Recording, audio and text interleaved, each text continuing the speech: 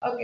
Buenas tardes, nosotros somos los representantes del grupo número 10, equipo 1, y nuestro grupo está conformado por Ana Pelayo, Mayra González, Andrea Betancourt, María Serrano, Luis Acosta, Oscar Villegas, Sinobo Álvarez.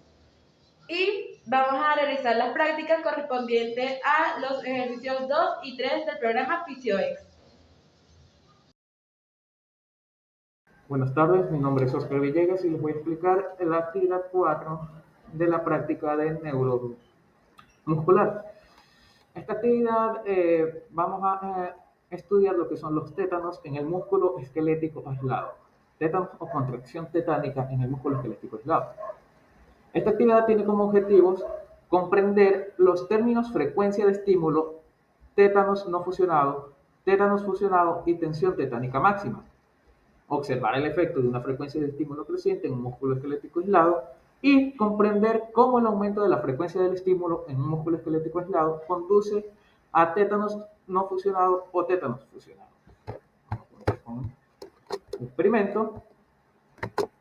Así antes vamos a dar una introducción en lo que es la contracción tetánica, lo que pasa en la contracción tetánica o por qué va a ocurrir la contracción tetánica en el músculo esquelético aislado.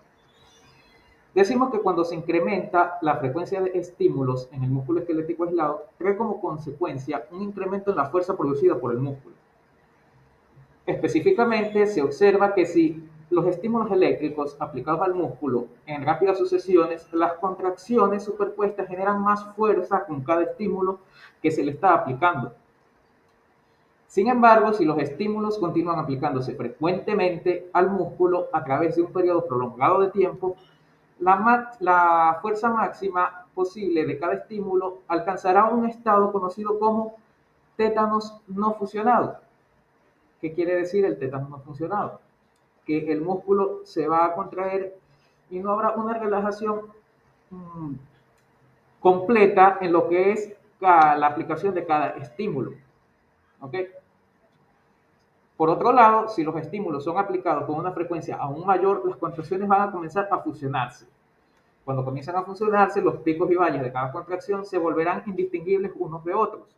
Entonces, alcanzará un estado que se conoce como tétanos completado o tétanos fusionado, donde las contracciones ya no va a haber una relajación entre cada estímulo que se le está aplicando. ¿Ok?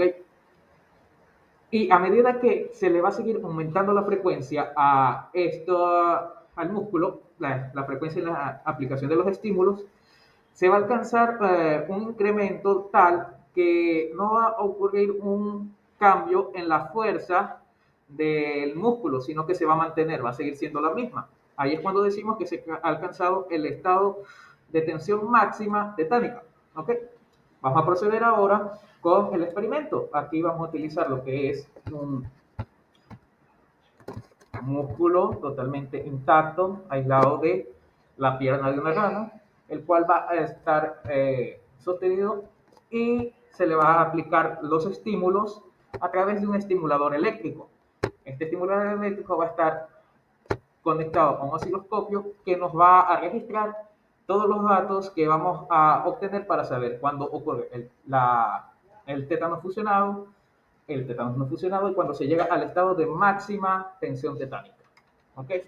Vamos a comenzar con el experimento. El primer paso que vamos a hacer es le vamos a aplicar 50 estímulos por segundo con un voltaje de 8,5 voltios. Aquí vamos a hacer esto para poder observar el tétanos no fusionado.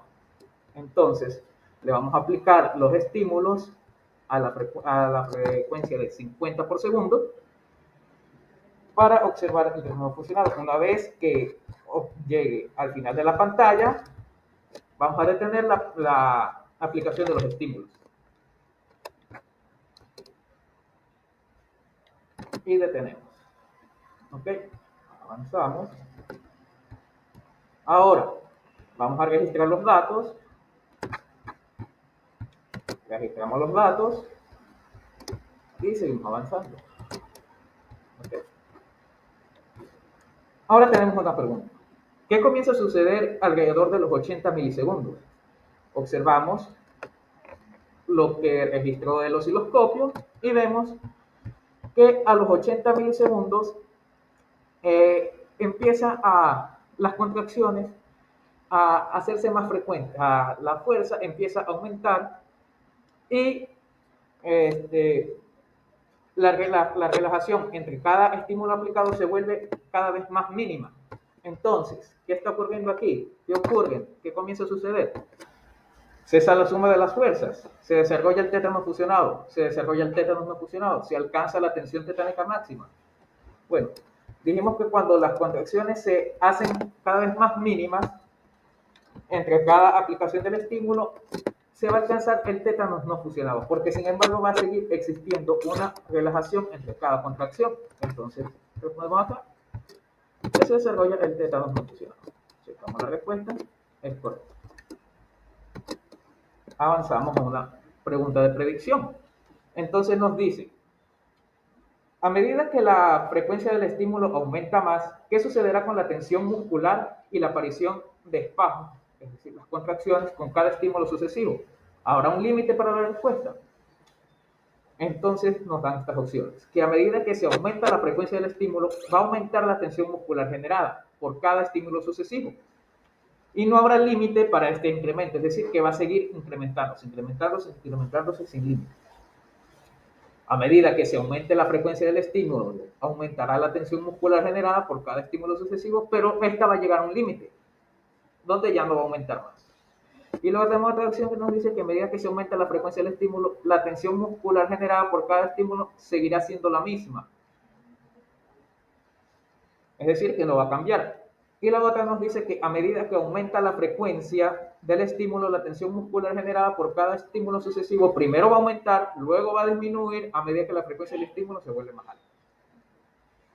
Ok, dijimos anteriormente en la introducción los principios de la contracción tetánica. Entonces, podemos decir que a medida que aumente la frecuencia del estímulo, va a aumentar la tensión muscular generada y habrá un límite, habrá un cierto límite que es cuando se alcance el estado de máxima tensión tetánica. Entonces podemos predecir que esto es lo que va a ocurrir.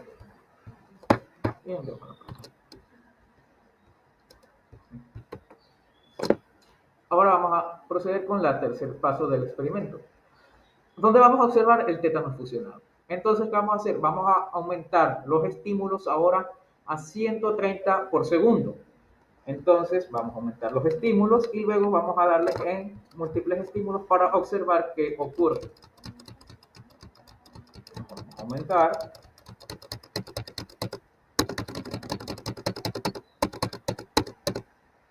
Okay. 130 por segundo. Okay. Y le damos en múltiples estímulos para ver qué es lo que va a ocurrir. Detenemos los estímulos. Ahora vamos a registrar los datos y vemos un aumento en la fuerza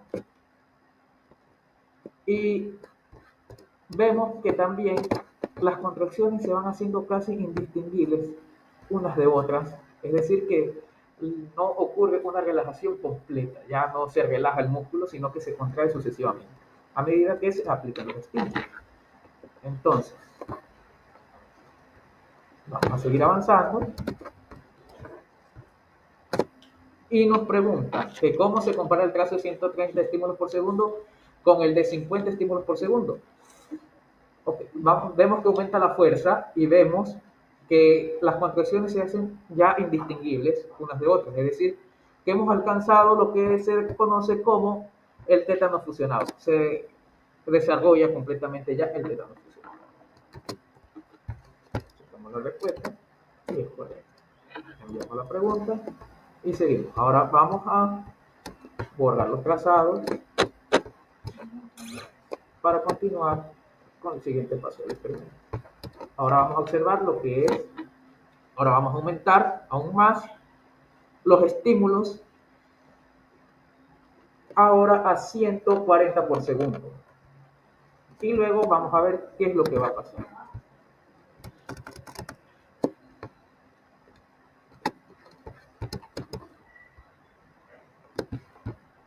Detenemos los estímulos. Avanzamos y registramos.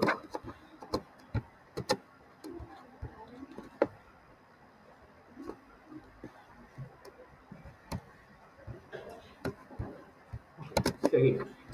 Borramos los datos. Y ahora vamos a aumentar lo que es los estímulos por encima de 140 por segundo. Lo vamos a ir aumentando de 2 en 2 a medida que el trazado se vaya recorriendo por la pantalla. Lo vamos a ir aumentando hasta llegar a 150 estímulos por segundo, a ver qué es lo que va a ocurrir. Empezamos con 140 primero. Detenemos el estímulo, aumentamos, le aplicamos estímulo, detenemos, subimos otra vez, aplicamos estímulo, volvemos a detener, aplicamos estímulo, volvemos a detener. En cuanto el trazo cruce la pantalla, lo detenemos, seguimos aumentando los estímulos así hasta llegar a 150 estímulos por segundo. Lo detenemos, aumentamos, ya por última vez, y detenemos el estímulo.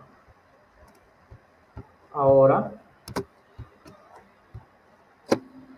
nos preguntan, ¿cómo se comparan estas trazas con 146 y 150 estímulos por segundo con la traza de 130 estímulos por segundo? Aquí vamos a registrar los datos y vemos que el de 146 en relación con el de 150 estímulos por segundo, vemos que el tétanos no cesa.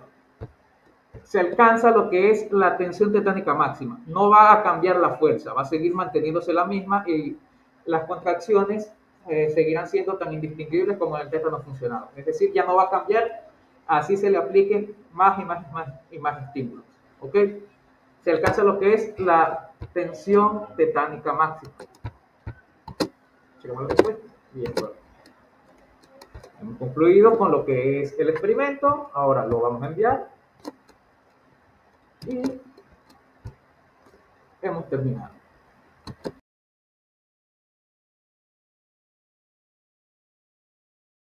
Buenas tardes, mi nombre es Andrea Betancourt y me toca comenzar a explicar el ejercicio número 2 de la actividad número 5. Debemos tener en claro lo que son los objetivos. El número 1 es comprender los términos de frecuencia de estímulo, tétanos completos fusionados, fatiga y periodo de descanso. El 2 es observar el desarrollo de la fatiga del músculo esquelético. Y el 3, comprender cómo la duración de los periodos de descansos intermedios determina la aparición de la fatiga. Antes de comenzar con el experimento, vamos a dar una breve introducción. Debemos tener en claro lo que es la fatiga. La fatiga es la capacidad del músculo para mantener un nivel constante de fuerza después de un tiempo prolongado. Así también, ¿cómo aparece la fatiga? La fatiga aparece por la duración de los periodos de descanso intermedios. Y también tenemos que tener claro que la fuerza aumenta por todo el músculo cuando aumentamos la frecuencia del estímulo a través de un voltaje enseguida sucesión. Pero si nosotros hacemos esto con frecuencia en un tiempo prolongado, la fuerza máxima de cada contracción va a llegar a una meseta, que esta se le va a conocer como tétanos no fusionado. Si nosotros aplicamos los estímulos con mayor frecuencia, estas contracciones comenzarán a fusionarse, donde vamos a observar lo que son los picos y los valles de cada uno. Y estos, los que ya nombramos, van a ser indistinguibles y se va a conocer como tétanos fusionados. Se tiene como conocimiento que existen múltiples eventos moleculares como lo que es el ADP y el fosfato en los músculos que causan fatiga en el ejercicio de alta intensidad. O sea, que estas cosas moleculares, estos puntos moleculares pueden causar fatiga en el músculo esquelético. Ahora bien, vamos a darle inicio a lo que es el experimento. Acá nos dice que debemos tener en cuenta que el voltaje se establece en 8.5 voltios y el número de estímulos por segundo se establece en 120. Debemos seleccionar lo que son múltiples estímulos y observar de cerca lo que es el trazado de la fuerza. ¿Okay? El trazado de la fuerza muscular en el osciloscopio. Debemos seleccionar así lo que es detener estímulos después de que la fuerza muscular caiga a cero. Vamos a ver, estamos a múltiples estímulos, el voltaje 8.50 y 120. Luego de darle acá vamos a detener los estímulos.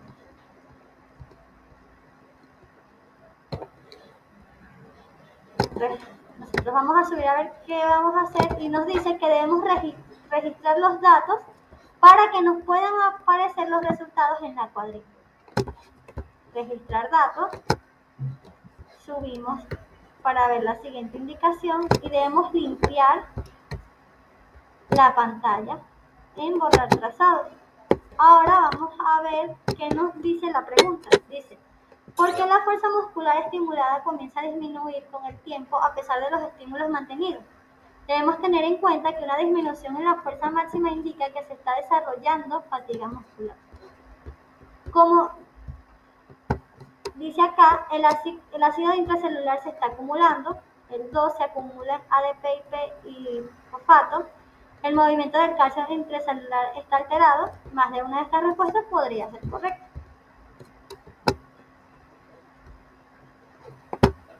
Chequeamos nuestra respuesta, enviamos la pregunta. Si el estimulador se apaga brevemente durante periodos de tiempo definidos, ¿qué sucederá con el tiempo que el músculo es capaz de mantener la tensión máxima desarrollada cuando el estimulador se enciende de nuevo? La duración del periodo de descanso no afectará sustancialmente a la duración del tiempo de tensión muscular sostenida, o la duración del periodo de descanso aumentará proporcionalmente el tiempo de tensión muscular sostenida. Para mí es la segunda, porque recordemos que la fatiga es la capacidad que tiene el músculo para mantener un nivel constante de fuerza después de un tiempo prolongado. Por lo que vamos a enviar la pregunta. Nos dice, para demostrar el inicio de la fatiga después de un periodo de descanso variable, deberá activar y desactivar el botón estímulos múltiples 3 veces.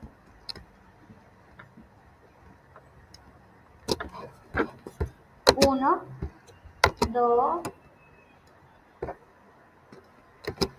2 y 3. Con esta.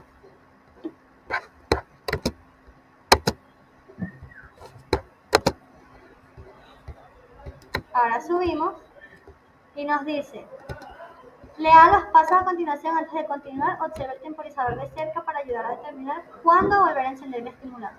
Debemos seleccionar múltiples estímulos. Después de que la fuerza muscular caiga a cero, debemos seleccionar detener estímulos para apagar el estimulador, esperar 10 segundos, luego seleccionar múltiples estímulos para volver a encender el estimulador. Seleccionamos detener estímulos después de que la fuerza muscular caiga otra vez a cero, como vemos acá.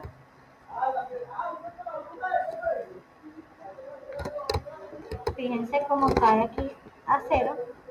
Estimulamos, detenemos estímulo, vuelve a caer a cero y vamos a darle a múltiples estímulos. Fíjense cómo vuelve a caer y detenemos nuestro estímulo. Ahora vamos a registrar nuestros datos. Registramos el dato y vamos a responder esta pregunta. ¿Por qué la duración del periodo de descanso intermedio afectó la duración del tiempo que el músculo esquelético puede mantener la tensión máxima una vez que se enciende de nuevo el estimulador? Las concentraciones intracelulares de ácido láctico aumentaron durante el periodo de descanso. Las concentraciones intracelulares de acetilcolina aumentaron durante el periodo de descanso. Las concentraciones intracelulares de ADP y fosfato durante el periodo de descanso. Los niveles de calcio en el retículo sarcoplásmico disminuyeron durante el periodo de descanso. Vamos a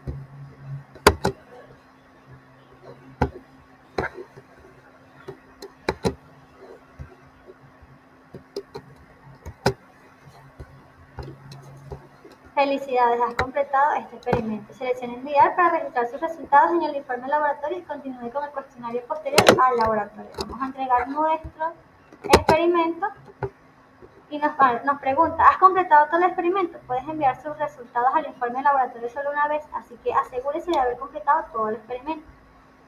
Seleccionamos enviar para registrar nuestra respuesta y luego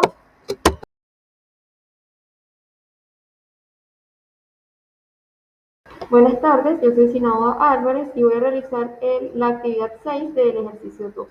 Primero vamos a hablar sobre los objetivos de esta actividad, que son comprender los términos de contracción isométrica, fuerza activa, fuerza pasiva, fuerza total y relación longitud-tensión. Comprender el efecto que tiene la longitud del músculo en reposo sobre el desarrollo de la tensión cuando el músculo se estimula al máximo en un experimento isométrico. Explicar la base molecular de la relación longitud-tensión del músculo esquelético. Ahora vamos a realizar el experimento, pero primero vamos a dar una pequeña introducción. Sabemos que las contracciones del músculo esquelético pueden ser isotónicas o isométricas. Cuando un músculo esquelético intenta mover una carga igual a la fuerza generada por este, se contrae isométricamente.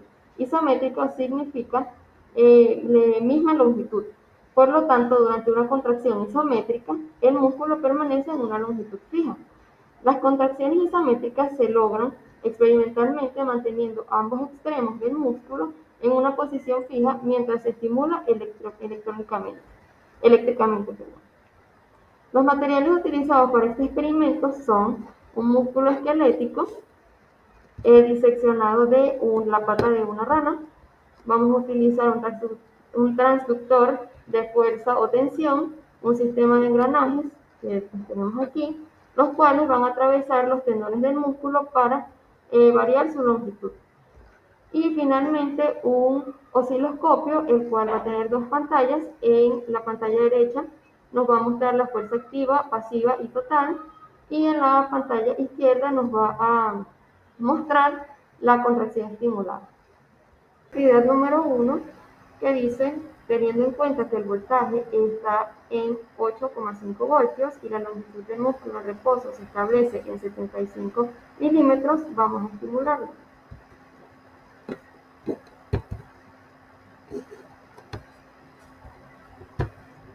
Estimulamos y vemos en la pantalla del osciloscopio los resultados.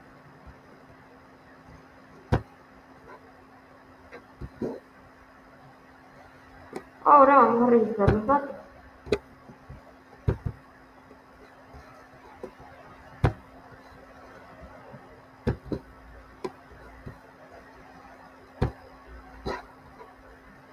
Bien, tenemos una pregunta de predicción.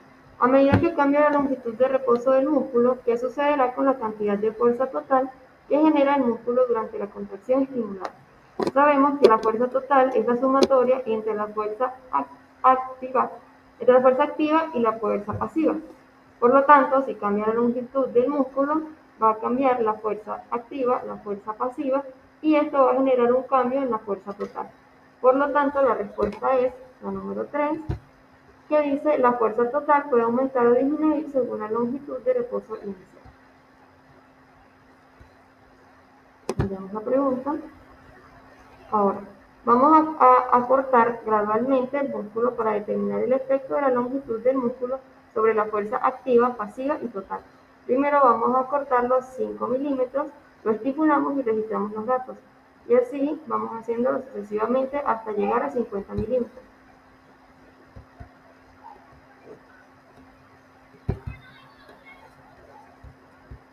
Disminuimos 5, estimulamos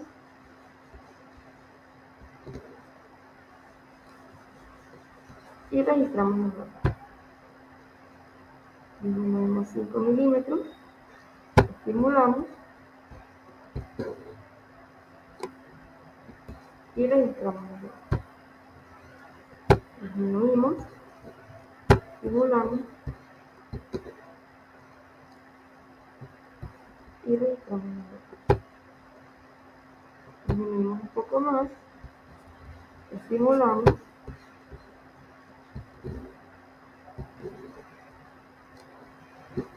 registramos los datos. Finalmente disminuimos a 50, estimulamos y registramos los datos.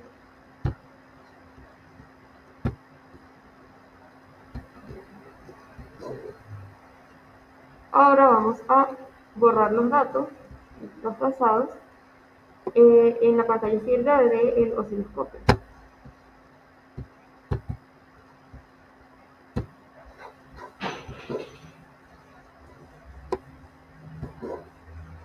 Bien, ahora vamos a alargar el músculo a 80 milímetros y vamos a estimularlo.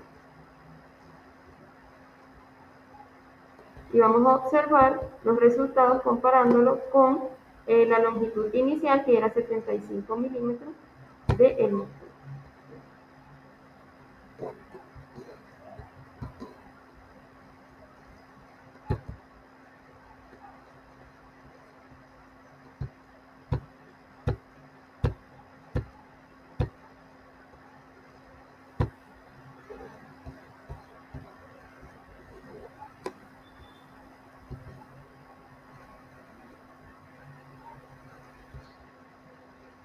Podemos observar los valores de fuerza activa, pasiva y fuerza total en la pantalla derecha del osciloscopio.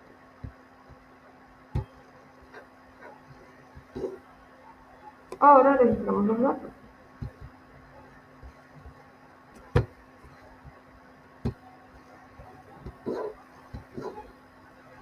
Ahora alargaremos gradualmente el músculo para determinar el efecto de la longitud del músculo en la fuerza activa, pasiva y total. Alargaremos el músculo 10 milímetros. Lo estimularemos y vamos a registrar los datos.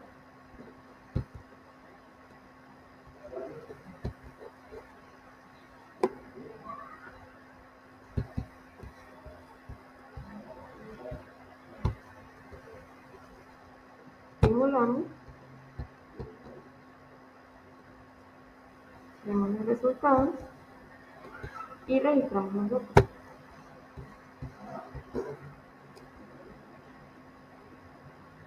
Vamos a volver a aumentar la longitud del músculo hasta llegar a 100 milímetros.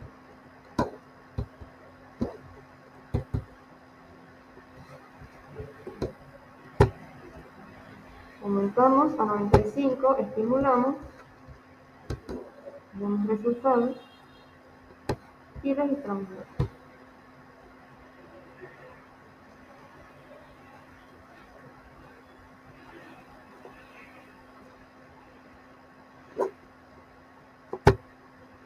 Aumentamos de nuevo hasta 100, estimulamos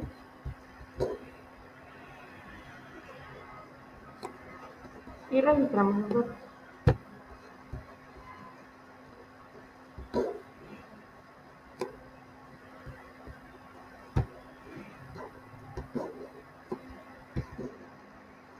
Ahora vamos a trazar los datos para ver un resumen en una cuadrícula.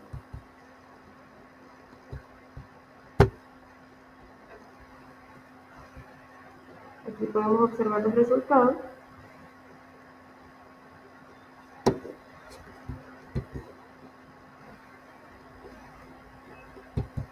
Y vamos a darle a entregar para enviarlo al laboratorio.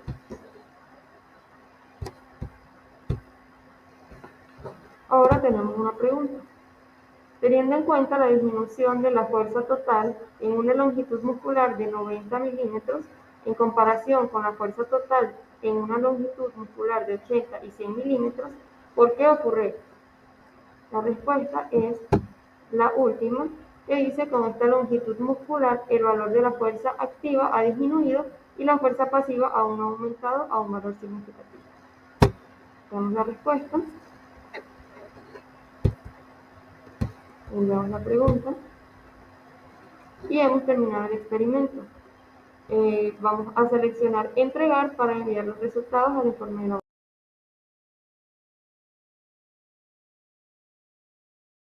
Buenas tardes, mi nombre es María Alejandra Serrano y me corresponde realizar el ejercicio número 7, la parte 2. Este ejercicio tiene como nombre las contracciones isotónicas y la relación carga-velocidad.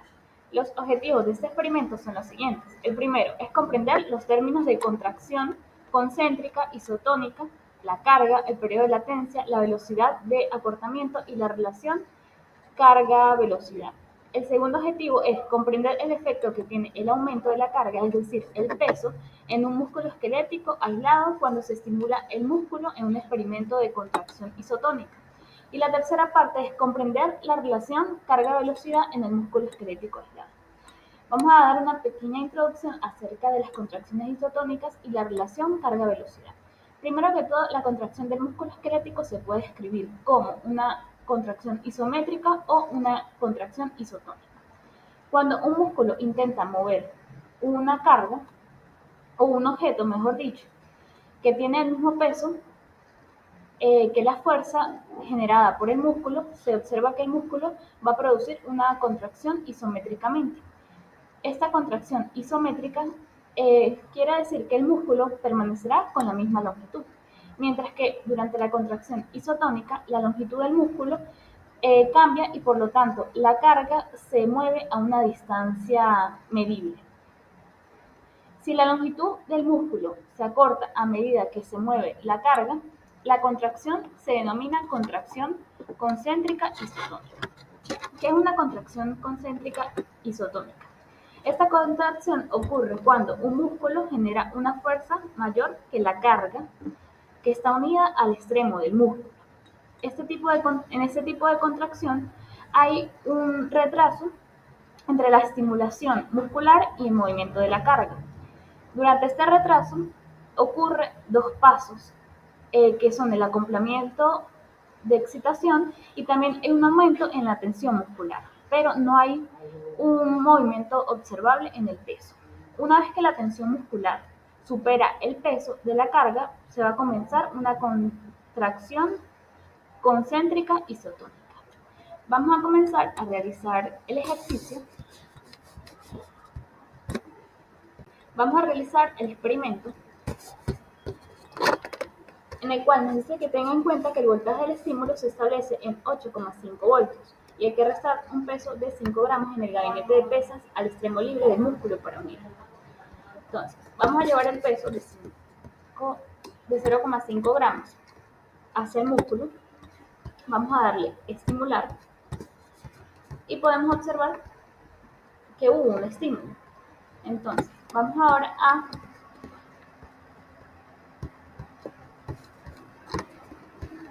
nos dice que observe que a medida que el músculo se acorta, levanta el peso de la plataforma, luego el músculo se alarga a medida que se relaja y baja el peso hacia la plataforma. Nos dice que seleccionemos estimular nuevamente e intentemos observar tanto el músculo como la pantalla del osciloscopio al mismo tiempo. Entonces, volvemos a dar estimular, observamos y vamos a registrar los datos. Podemos observar los datos que nos dio y pasamos al siguiente.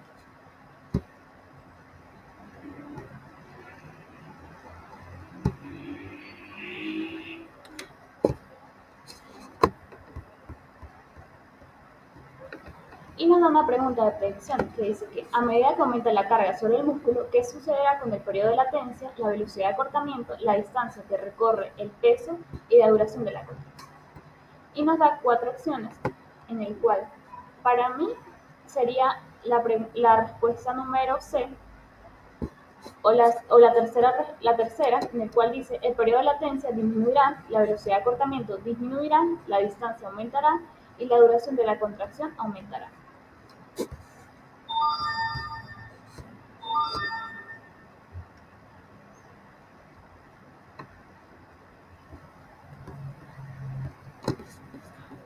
Seleccionamos y enviamos la pregunta.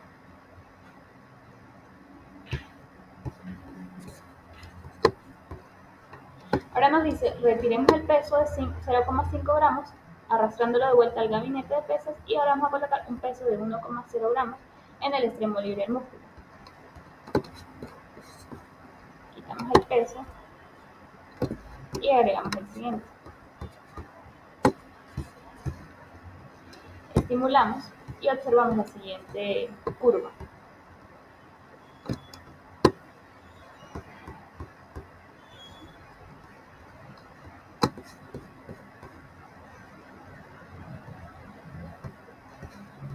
Y podemos observar los siguientes datos que nos arrojó con el peso de 1,0 gramos. Y podemos verificar que con la respuesta anterior se ve que sí hay una disminución de la velocidad, hay una disminución de la distancia, hay una disminución del tiempo de contracción, hay una disminución del tiempo de relajación y hay una disminución de la duración de la contracción.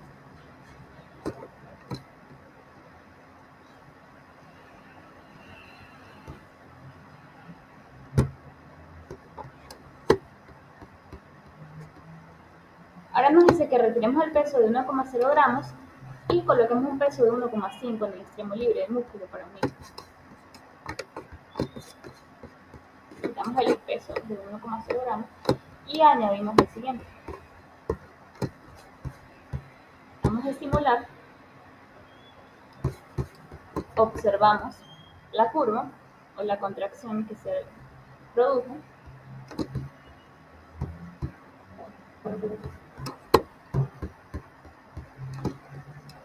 Y registramos los datos.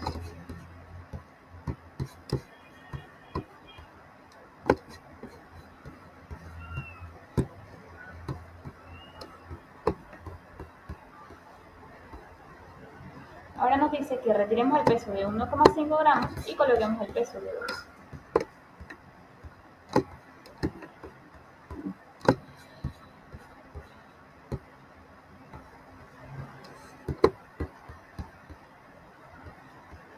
Registramos los datos y podemos observar la siguiente curva que se arrojó la siguiente contracción.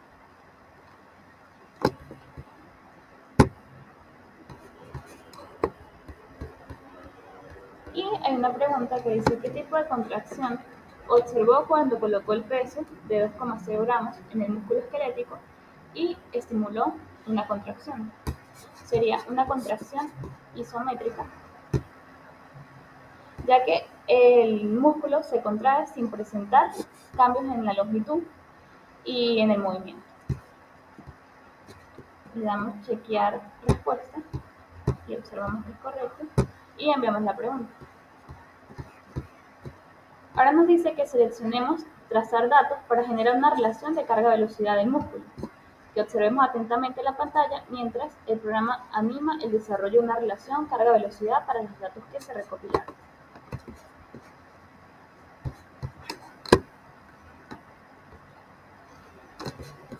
Trazar datos.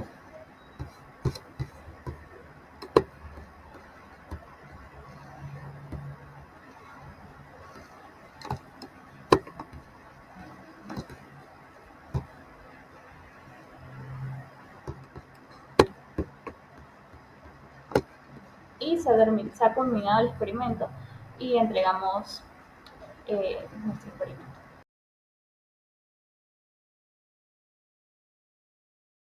Buenas tardes, mi nombre es Mayra González.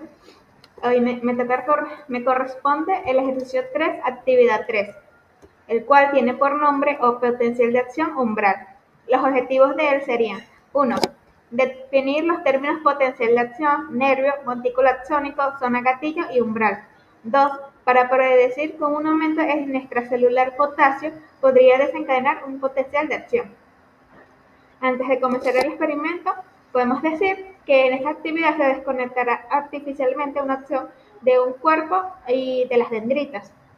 El potencial generalmente se inicia en la unión del segmento inicial y la de la acción, por lo cual también se conoce como zona de activación.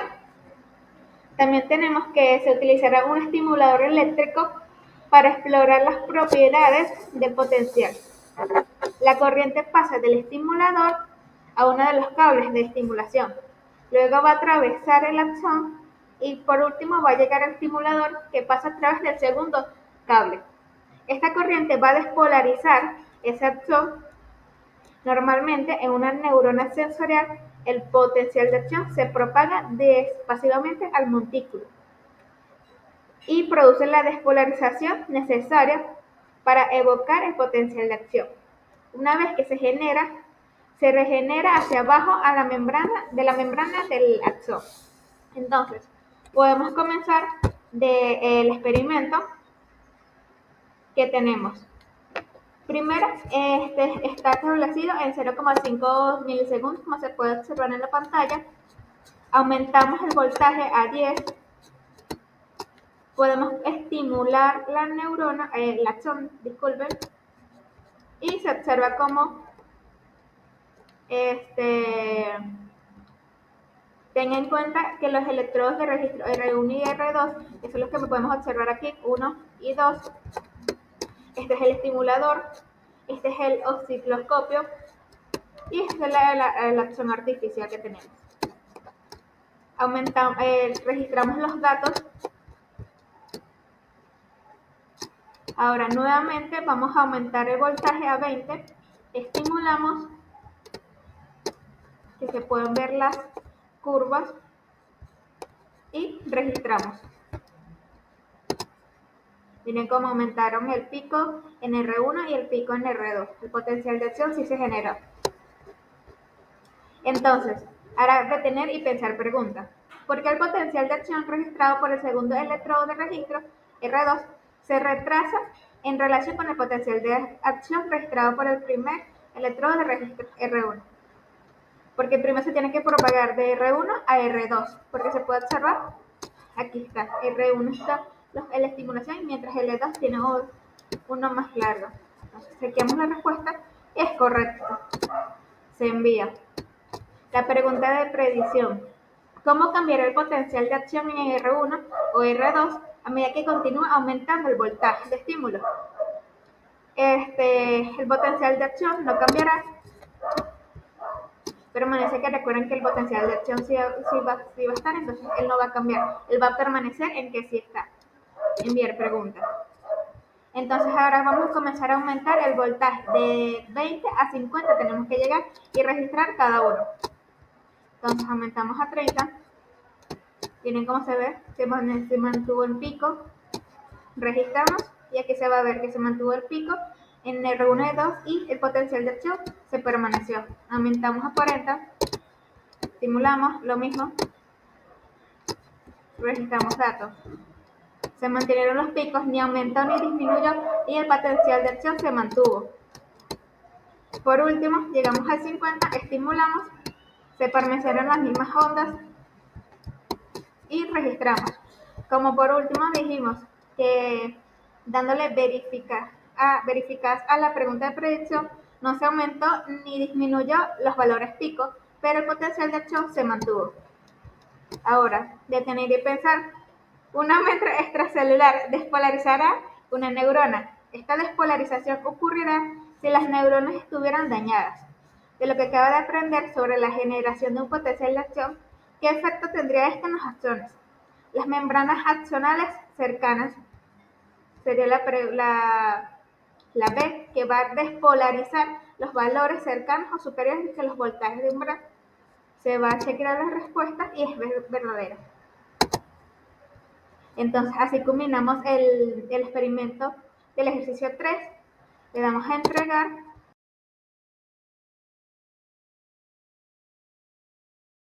Hola, buenas tardes, soy Ana Pelayo y vengo a explicarles cómo se realiza la práctica de potencial de acción, medición del periodo refractario absoluto y relativo. Esto nos va a permitir integrar el término inactivación y su aplicación a los canales de sodio dependientes de voltaje, los términos periodo refractario absoluto y relativo de un potencial de acción. Y finalmente nos permitirá comprender la relación entre la frecuencia del estímulo y la generación de los potenciales de acción. Voy a darles una pequeña introducción. Los canales de sodio cerrados en la membrana plasmática se abren cuando la membrana se despolariza luego de 1 a 2 milisegundos. Estos canales se inactivan impidiendo el paso de sodio y deben pasar algunos milisegundos para que se vayan abriendo de a poco. También hay canales de potasio cerrados que se abren lentamente con el potencial de acción. Estos se denominan canales de potasio pasivos y contribuyen a la repolarización del potencial de acción desde su pico, permitiendo así la salida de potasio.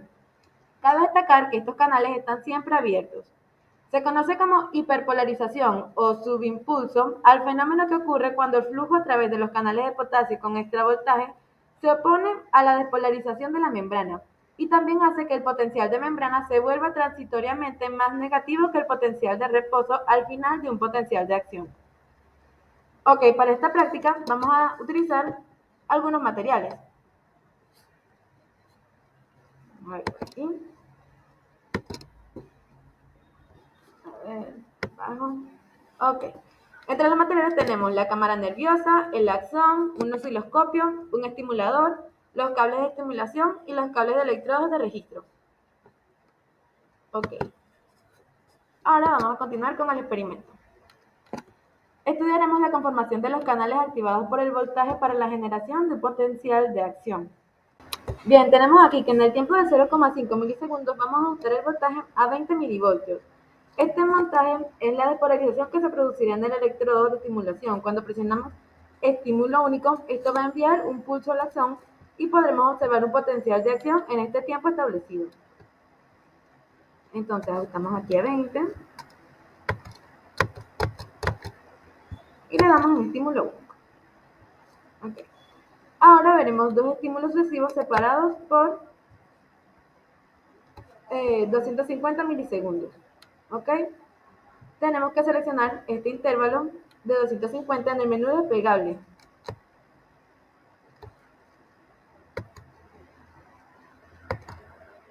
Bien, ahora obtenemos nuestro trazado y le vamos a dar en registrar datos. Luego de presionar pulso gemelo. Ok.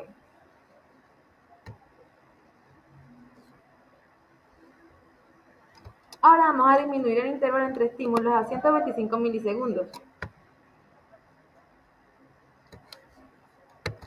Ok. Y le volvemos a dar en pulsos gemelos y registramos los datos.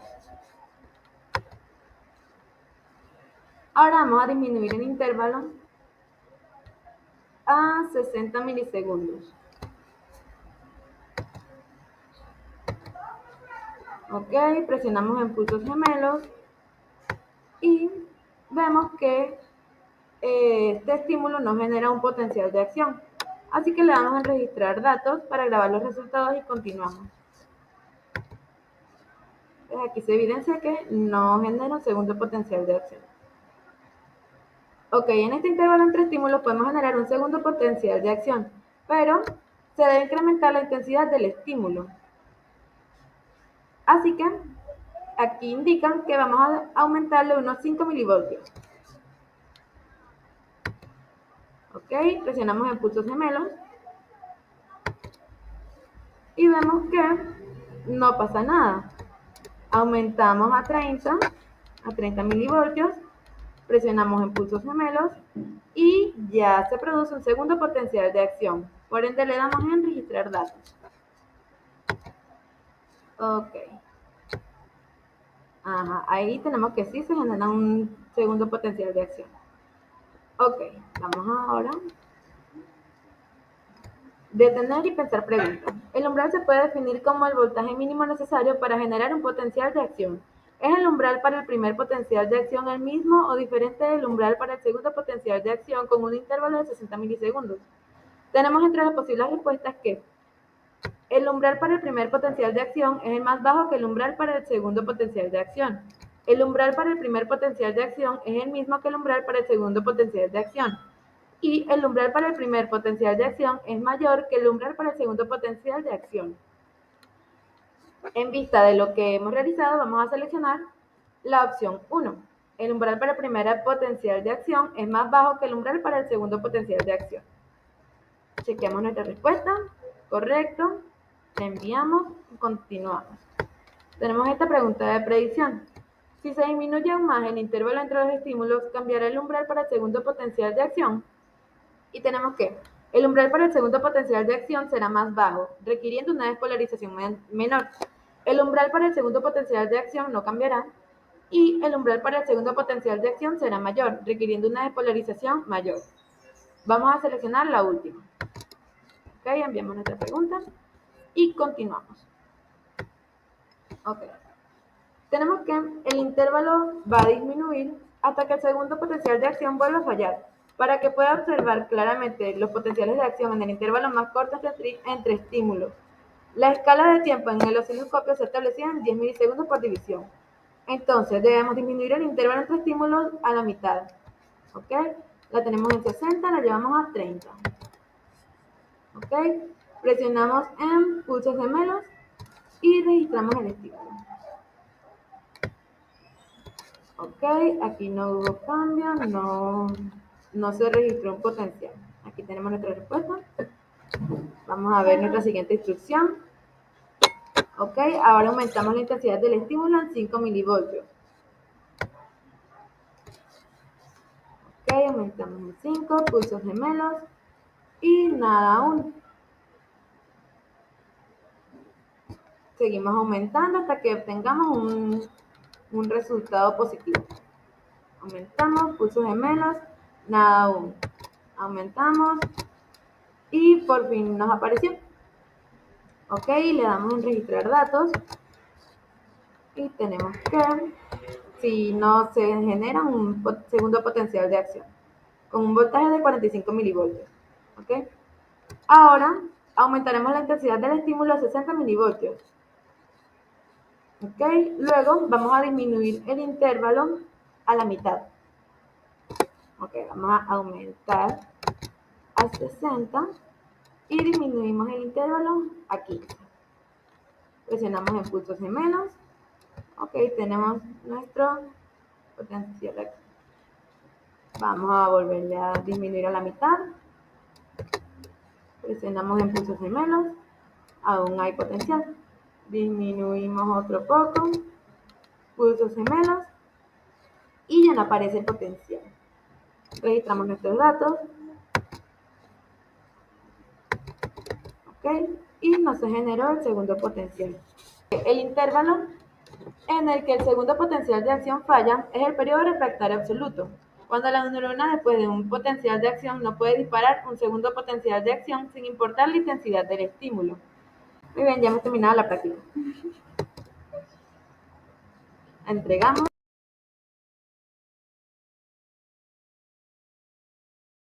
Buenas tardes, mi nombre es Luis Manuel Acosta, soy parte del equipo 1 del grupo 10 y les voy a hablar de la actividad 9 del ejercicio 3 de Fisio X 10.0. Esta se llama el potencial de acción, ponerlo todo junto o put it all together.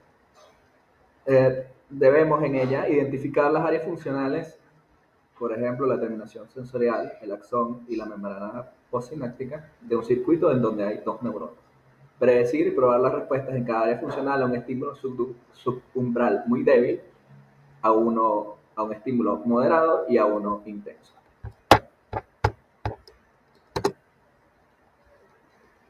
Pasamos al experimento. Antes de empezar el experimento, debemos tener en cuenta que en el sistema nervioso las neuronas sensoriales responden a estímulos sensoriales adecuados, generando potenciales de acción en los axones si estos estímulos son suficientemente fuertes para alcanzar el umbral. El potencial de acción es un evento de todo o nada. ¿Sucede o no sucede? Se da generalmente en el cuerpo humano vía una sinapsis química, en donde las neuronas sensoriales se comunican con interneuronas, que a su vez se comunicarán con neuronas motoras, que estarán conectadas bien a músculos o a glándulas. Cuando el umbral es alcanzado, se genera un potencial de acción. Si el estímulo es más intenso, el potencial de acción se genera a una frecuencia mayor, causando una mayor liberación de neurotransmisores en la siguiente sinapsis. Estas sinapsis excitatorias causan que el neurotransmisor químico se una a los extremos de los receptores de la siguiente célula, usualmente el cuerpo celular o las dendritas de una interneurona, causando que los canales iónicos se abran, resultando en una despolarización hacia el umbral de potencial de acción de la membrana del axón de la autoneurona siguiente. Esta despolarización potencial sináptica, llamada potencial sináptica excitatoria, está medida en amplitud, dependiendo de la cantidad de los neurotransmisores y de los canales iónicos que se abra. Entonces continuemos con el experimento.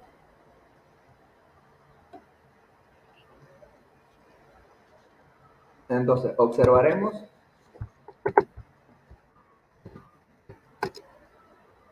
nos dicen detener y pensar una pregunta. Observe las dos neuronas en la placa de Petri. ¿Cuál crees que es el potencial de membrana en reposo en el extremo receptor de la neurona sensorial y el extremo receptor de la interneurona? Acá tenemos que en el experimento vamos a usar un circuito de dos neuronas donde hay una neurona sensorial unida a una interneurona, que en este caso es una neurona multipolar. Estamos en una cápsula de Petri donde están varios electronodos unidos a un oscilador que nos va a dar los resultados. En este caso la respuesta es menos 70 milivoltios porque ese es el potencial de membrana en reposo de todas las células en el cuerpo humano.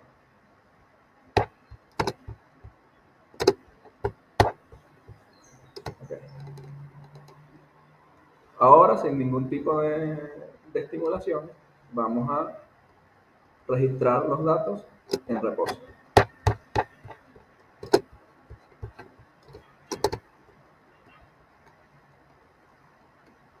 Nos muestra el potencial de membrana de tanto la neurona sensorial como la interneurona. Y nos pregunta, si aplicamos un estímulo subumbral muy débil al receptor sensorial, ¿qué ocurrirá? Como es un estímulo subumbral, quiere decir que no alcanzará el umbral del potencial y no alcanzará el potencial de acción, no habrá sinapsis. Entonces, por lo tanto, tendremos que se producirá una pequeña respuesta, pero no se producirá respuesta.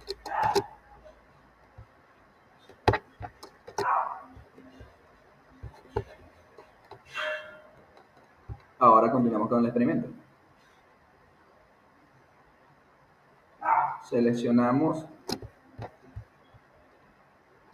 en la intensidad del estimulador como muy débil. Procedemos a estimular. Se observa en la membrana de R3, que es la membrana de la interneurona, que no ocurre ningún cambio. Registramos los datos.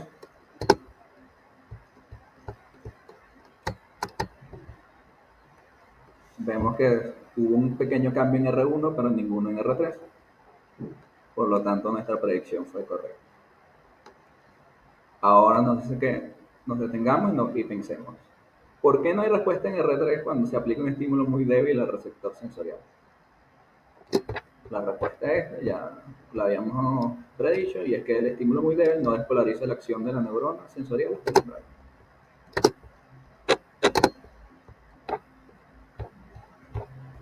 Nos pide que hagamos otra predicción. Si aplicamos un estímulo moderado al receptor sensorial, ¿qué ocurrirá? Se producirá una respuesta despolarizante mayor en R1 y se generará un potencial de acción en R2 y tal vez en R4. Se producirá una pequeña respuesta despolarizante en R1 y R2 y se producirán potenciales de acción en R3 y R4 y se generarán potenciales de acción en las cuatro ubicaciones. Yo creo que se producirá una respuesta despolarizante mayor en R1, se generará un potencial de acción en R2 y tal vez en R3.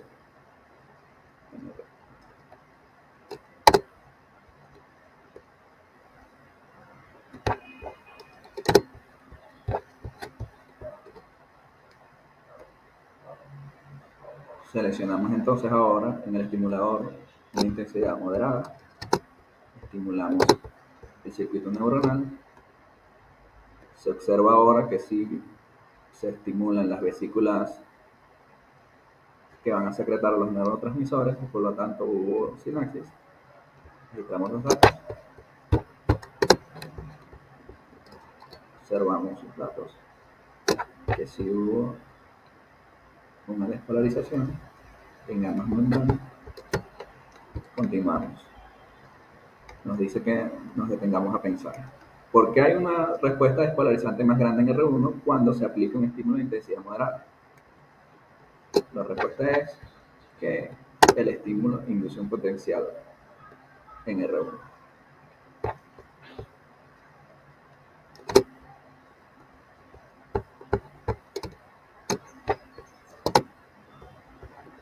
Nos pide ahora que hagamos una predicción antes de seguir el experimento. Entonces, si se aplica un estímulo fuerte al receptor sensorial, ¿qué ocurrirá?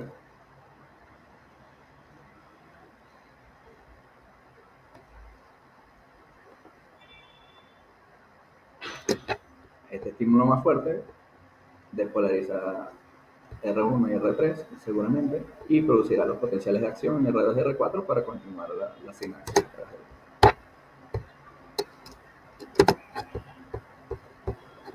Ahora continuamos con el experimento, seleccionamos la intensidad como fuerte en el estimulador, procedemos a estimular el circuito neuronal, observamos que la cantidad de neurotransmisores que se secretan es mayor, por lo tanto entonces la respuesta será mayor en la siguiente sinapsis. Registramos los datos.